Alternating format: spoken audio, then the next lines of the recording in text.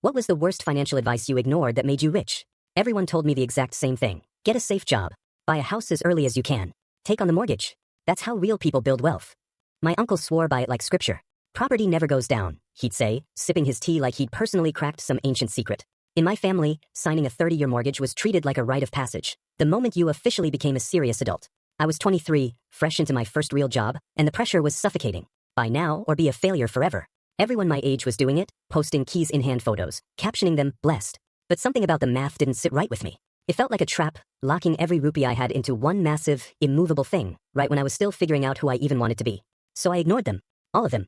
Rent is throwing money away, they repeated at me like a prayer, shaking their heads. Instead, I kept renting somewhere cheap and put my money everywhere else. Index funds, boring and slow. Skills, online courses, a certification, books. A little side project on weekends that earned nothing for a long time. No flexing, no keys-in-hand photos. Just quiet, unglamorous building. 5 years later, the picture flipped completely. That weekend side project turned into a real income stream that out-earned my salary. My investments had compounded into something I couldn't ignore. Best of all, I had freedom. I could move cities for a better opportunity, walk away from a toxic job, take risks, say no.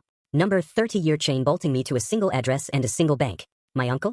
Still paying off that loan. Still stressed about EMIs every month.